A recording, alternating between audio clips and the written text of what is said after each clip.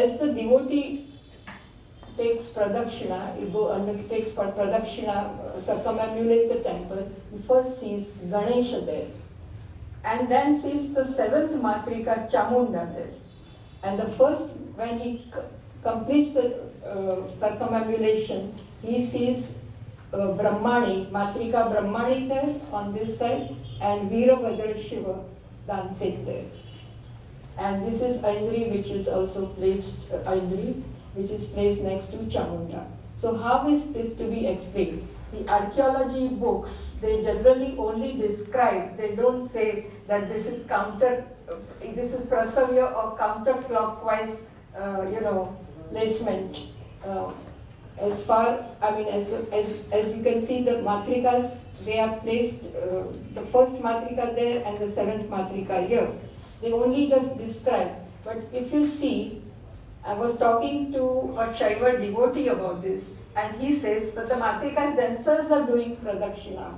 So therefore, the Veerabhadra leading them, first matrika, the next please, and the Khajuraho Shilpis and the Sutradharas, they very much knew about the matrikas and that krama, the general krama. There can be slight differences, but the general krama is, this is Veerabhadra with his Veena, then Brahmani, this slab is in the museum, but Veerabhadra, Matrika Brahmani, Shakti of Brahma, then Maheshwari, Kaumari, Vaishnavi, Varahi, Aindri, and Chamunda. The seven Matrikas and Ganesh followed by. So it is like this. So they have gone Veerabhadra first and Brahmani, so they are doing the Pradakshina, so followed by Ganesh there. So that is how, they have formed sort of a circle, a protective mandala around this Shiva Linga Sthanu. So it is a sort of what we call a mandala around Shiva.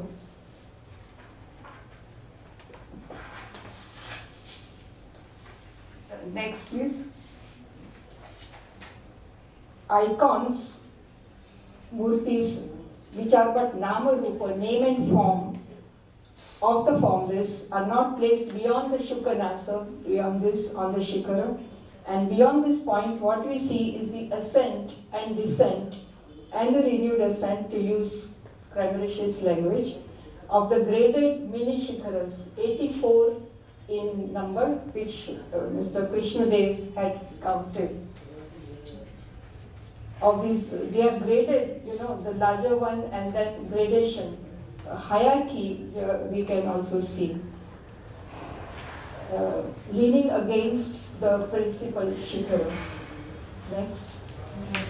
And we walk around this holy mountain, led by the Matrikas and Ganesh, in that direction, circumambulating the temple and becoming a part of its yantra-like rhythm and coming closer to its vibrations with the cosmos that the temple symbolizes in its geometric order and images, Nama Rupa, of the formless, timeless, Nishkala that Shiva is.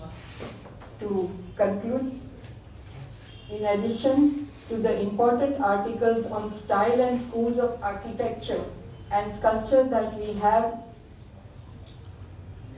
in the Cultural Heritage of India volume, it would be relevant to have an iconological study of the temple, its images and symbols. We may examine how the master architect has organized images in the temple space in relation to the religio-philosophical systems associated with the temple, and how he has projected concepts through the configuration of sculptures. Like what he has projected, the matrikas going around the temple. In the Lakshmana temple also, in the Vishnu temple, he has put grahas around the temple. So as if they are forming a circle, and the temple is imagined that way as Mount Meru, because grahas revolve around Meru. So that is the definition of Meru I read in the dictionary and other places. So this is what I have presented. My request that if at all you do any re-editing, maybe you can include some such approach.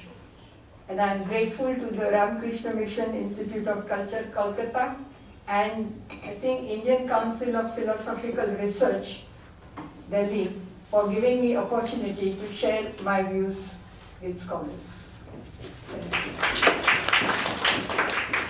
Thank you, Dr. Dishan. We have just heard a very interesting and illuminating paper, and since the time is running out, we have the 5 minutes for discussion, or we can take the paper for... Take the next paper and then discussion, or right now? As you say. Okay.